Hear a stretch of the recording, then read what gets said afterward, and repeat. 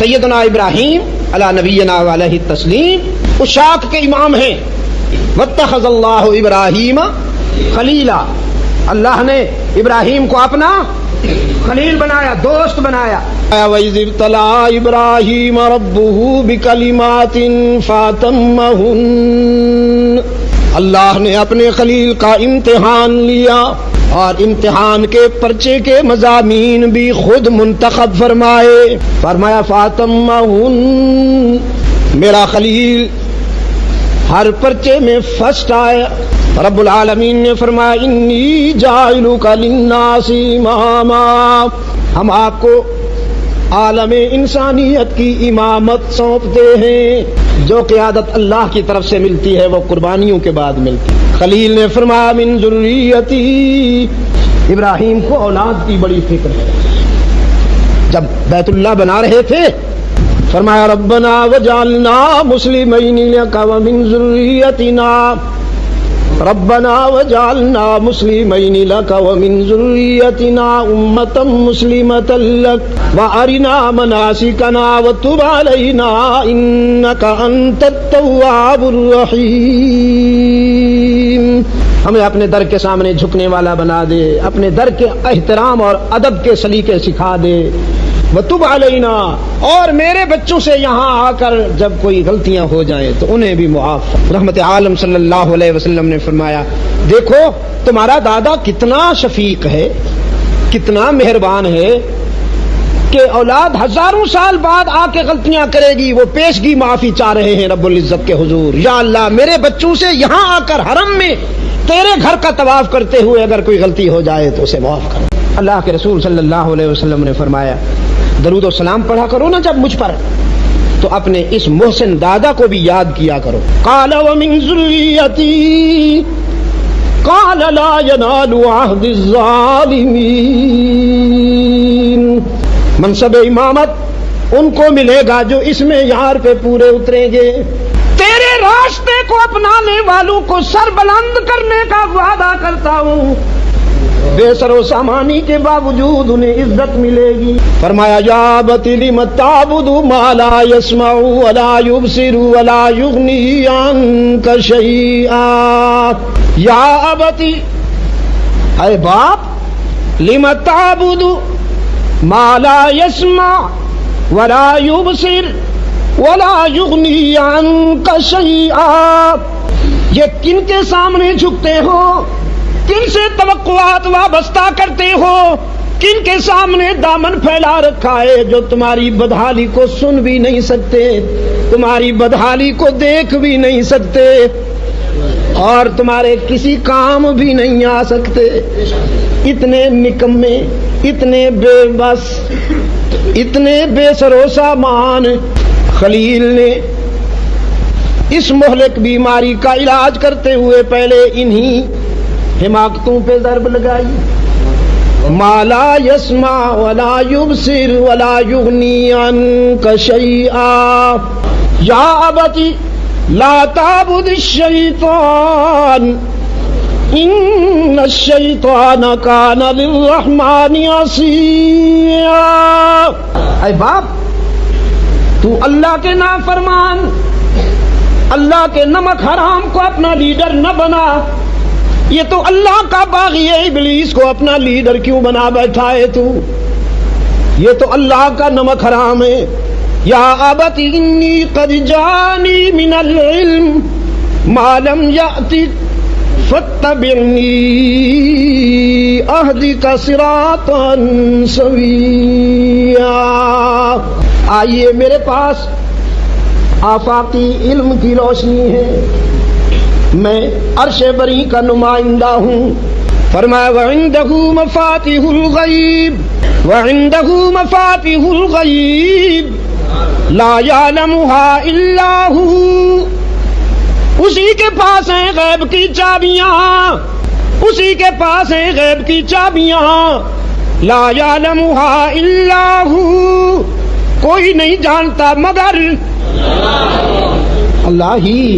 فکر و نظر کی بلندی سے اعلان ہو رہا ہے خود رحمت عالم اعلان کر رہے ہیں زمین و آسمانوں کا غیب جاننے والا کون؟ وَعِندَهُ مَفَاتِحُ الْغَیْبِ، اسی کے پاس ہیں غیب کی چابیاں، لا یعلمها الا هو، کوئی نہیں جانتا مگر اللہ ہی، وَيَعْلَمُ مَا فِي الْبَرِّ وَالْبَحْرِ، اور جانتا ہے جو کچھ دریاؤں میں ہے صحراؤں میں، وَمَا تَسْقُطُ مِنْ وَرَقَةٍ إِلَّا يَعْلَمُهَا، یہ اس کے علم کی وسعت کہ کرۂ ارض پر دنیا بھر کے سارے درخت جب ونٹر میں پت جھڑ ہوتی ہے، قرآن کہتا ہے پوری کائنات کے درختوں سے گرنے والے پتوں میں سے کوئی ایک پتا بھی ایسا نہیں جو اس کے علم سے باہر ہو، وَلَا حَبَّةٍ فِي ظُلُمَاتِ الْأَرْضِ، دھرتی کی کوکھ سے جنم لینے والا کوئی دانہ ایسا نہیں جو اس کے علم سے باہر ہو، وَلَا رَطْبٍ وَلَا يَابِسٍ، وَلَا رَطْبٍ وَلَا يَابِسٍ إِلَّا فِي كِتَابٍ مُبِينٍ۔ اور اے اللہ میرے باپ کی بھی مغفرت کر دے، بیمار ہے نا بیچارے کو شرک کا کینسر ہو گیا ہے، انہو کان من الضالین، یہ جہنم میں جائے گا، لوگ کہیں گے اپنے باپ کی اصلاح بھی نہ کر سکا، دنیا کو کیا اصلاح کا راستہ بتائے گا، الہ العالمین مجھے حشر کے دن کی ندامت سے بچا لیجئے، اس کی بھی مغفرت کر دیجئے۔ رب العالمین نے فرمایا میرے خلیل، ہدایت کے فیصلے فرش پہ نہیں ہوتے، عرش پہ ہوتے ہیں۔ اب اس کا حال دیکھیے، غصے میں اٹھا، کہتا ہے تو میرے بزرگوں کا گستاخ ہے، ابھی دیکھتا ہوں، نارجمن نہ کہوں، ابھی دیکھتا ہوں۔ سیدھا نمرود کے پاس گیا، بیٹے کے خلاف خود پرچہ کٹوایا، بیٹے کے خلاف خود پرچہ کٹوایا، اور نمرود نے عدالت میں بلایا، آگ جلائی گئی، شعلے بھڑکائے گئے۔ ابتلا ابراہیم ربہ بکلمات فاتمہن، سب سے پہلے باپ سے ہم کلام ہوئے، یا ابتی یا ابتی یا ابتی، سب سے پہلے باپ سے ہم کلام ہوئے۔ اب ایسا موڑ آ گیا کہ آدر کہتا ہے میرے لیے رب کو چھوڑ دے، اور اس کی محبت کا تقاضا ہے کہ میرے لیے سب کو چھوڑ دے۔ خلیل نے سب کو چھوڑا کہ نہیں، جب بیٹے ہیں اس کے عشق میں باپ کو قربان کر دیا، جب باپ بنے تو پھر اسی کے عشق میں بیٹے کو قربان کر دیا، نازک رشتوں کی قربانی دی۔ کسی نے کہا اونچا سا ایک پنگھوڑا بناؤ، اس میں ابراہیم کو بٹھاؤ، پنگھوڑے کو دھکا دو، جب آگ میں جائے تو ادھر سے رسی چھوڑ دو۔ نمرود بڑا خوش ہوا، شاباش اس کو انعام دو۔ سب کچھ تیار ہو گیا، فاتحانہ نظر سے ابراہیم کے چہرے کو دیکھا، لیکن ابراہیم کے چہرے کے سکون نے نمرود کی ماں مار ڈالی، ساری خوشی کافور ہو گئی جب چہرے کو دیکھا۔ رائی کے برابر بھی بے قراری نہیں تھی، سکون تھا، اعتماد تھا، وقار تھا، راحت تھی۔ نمرود کہہ اٹھا سامنے موت کھڑی ہے، تو خوش بیٹھا ہے؟ خلیل نے فرمایا موت نہیں، آگ ہے۔ اس نے کہا تو پھر آگ میں موت نہیں ہے؟ فرمایا نہیں ہے، موت کے فیصلے فرش پہ نہیں عرش پہ ہوا کر، مجھے آگ میں پھینک تو سکتے ہو، مار نہیں سکتے۔ میرا بھی ایک یار ہے جو سب کچھ کر سکتا ہے۔ اٹھا کے پھینکا، یار نے حکم دیا کونی بردم وسلاما، مجھے کس لیے ٹھنڈا کر رہا ہوں، تیرے دامن میں میری امانت آ رہی ہے، میرا خلیل آ رہا ہے۔ وہ تو آگ میں جا کر پرسکون ہو گئے، یہ اس کی مرضی۔ خلیل تو کود گئے، خلیل تو کود گئے نا، رشتے قربان کیے، جان دے دی، قربان کر دی۔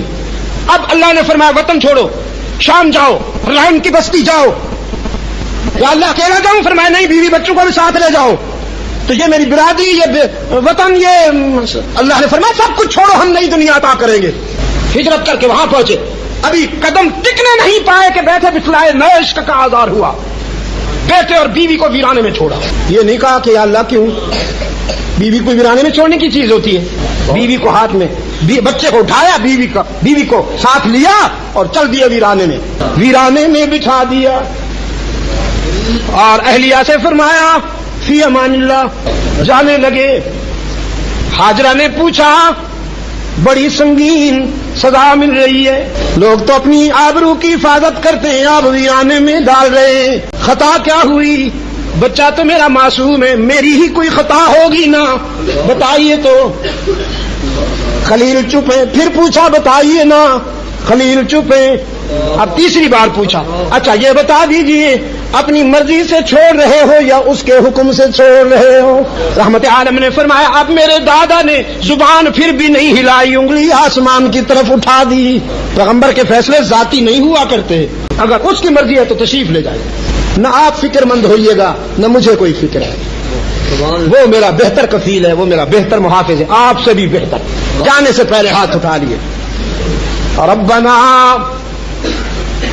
بیوی سے بھی منہ موڑ لیا، لختے جگر سے بھی منہ موڑ لیا، ربنا انی اسکنت من ذریتی بواد غیر ذی زرع عند بیتک المحرم، اے میرے رب متاع قلب و جگر ویرانے میں چھوڑ رہا ہوں، اپنی ذریت کو ویرانے میں چھوڑ رہا ہوں، ربنا لیقیموا الصلاۃ، اس لیے ویرانے میں چھوڑ رہا ہوں اپنی متاع قلب و جگر کہ تیرا نام بلند ہوا کرے، تیرا نام بلند ہوا کرے، میں انہیں چھوڑ کے جا رہا ہوں، فجعل افئدۃ من الناس تہوی الیہم، تو انہیں تنہا نہ رہنے دینا، وارزقہم من الثمرات، رزق بھی انہیں عطا کرنا، اور جب مانگ لیا ہے تو پھر دال ساگ نہیں، جب مانگ لیا ہے تو ثمرات دینا، فروٹ دینا۔ فطرت حیران ہے، کہاں کھڑا ہے، کیا مانگتا ہے؟ مانگنے ہیں تو ہرن مانگے، مانگنے ہیں تو کوئی جانور مانگے، یہ تو ویرانہ ہے، جنگل ہے، ایسے ویرانے میں فروٹ مانگتا ہے، پھل مانگتا ہے، سیب اور انگور مانگتا ہے، کہاں کھڑا ہے، کیا مانگتا ہے؟ یہ فطرت حیران تھی، تقدیر مسکرائی، تقدیر نے کہا یہ نہ سوچو کیا مانگتا ہے، کہاں کھڑا ہے، یہ سوچو کس سے مانگتا ہے، کون کھڑا ہے۔ مانگ وہ رہا ہے جس سے بہتر مانگنا کسی کو نہیں آتا، اور مانگ اس سے رہا ہے جو لا کل شیء قدیر ہے، سب کچھ کرنے پہ قادر۔ دعا کی اور چلے گئے، پانی نہ تھا، سیدہ ہاجرہ بھاگ رہی ہے پانی کی تلاش میں، کبھی صفا پر کبھی مروہ پر، کبھی صفا پر کبھی مروہ پر۔ اللہ کو یہ بھاگنا اتنا پسند آیا کہ ان اداؤں کو، مامتا کی ان بے چین اداؤں کو اللہ نے اپنے دین کا شعار بنایا۔ اب حشر تک جو بھی حجاج جائیں گے انہیں وہ صفا و مروہ کی سعی کرنا پڑے گی، چاہے کر سکیں یا نہ کر سکیں۔ رب العالمین نے فرمایا پانی کی تلاش میں ادھر ادھر کیوں جاتی ہو، میرا خلیل مجھے سونپ گیا ہے، کسی اور نے نہیں کرنا، یہ سب ارینجمنٹ میں نے کرنا ہے، ادھر آؤ نا، تیرے لختے جگر کے پاؤں میں پانی ابل رہا ہے۔ قریب آ کر پانی کو دیکھا، بڑے جوش کے ساتھ، بڑے پریشر کے ساتھ ابل رہا ہے، مٹی ڈالی ادھر ادھر سے، اس کا نام ہی زمزم ہو گیا۔ رحمت عالم نے فرمایا میری دادی نے اسے زمزم کہہ کے روک لیا، ورنہ شاید وہ کہاں جاتا، پورے قرۂ ارض پہ جاتا۔ بیٹا اس عمر کو پہنچ گیا جب اس کی نقل و حرکت، چلنا پھرنا، اٹھنا بیٹھنا ماں باپ کی آنکھوں میں ٹھنڈک اور دل میں سرور پیدا کرتا ہے۔ اب رب العالمین نے فرمایا جائیے میری محبت میں لختے جگر کے گلے پہ بھی خنجر چلا کے ثابت کر دیجئے جتنا مجھ سے پیار ہے اولاد سے نہیں۔ تیرے آنسو بھی یاد ہیں اسی کو مانگتے وقت جب تیرے سفید بالوں پہ اشکہائے مسلسل کی لڑیاں تھیں، وہ بھی مجھے یاد ہیں، لیکن اب یہ کر کے دکھائی۔ آئے اور بیٹے کو لے گئے منزل عشق پر، فرمایا انی ارا فی المنام فلما بلغ معه السعی قال یا بنی انی ارا فی المنام، بیٹا میں نے خواب دیکھا ہے، انی اذبح، خواب دیکھا ہے خنجر میرا ہے، گلا تیرا ہے، اور حکم رب العالمین کا ہے، فانظر ماذا تری، ذرا اپنی دل کی کتاب سے اس کی تعبیر بتائیے۔ فرزند کہتا ہے یا ابت افعل ما تؤمر، ابا حضور جو حکم ہوا ہے اس کی تعبیر یہ ہے کہ گلا حاضر ہے، کوئی اور تعویل نہیں۔ بیٹا میں تو تیار ہو کے آیا ہوں، تیرے بچپن سے ڈر لگتا ہے۔ عرض کیا ستجدنی انشاء اللہ من الصابرین،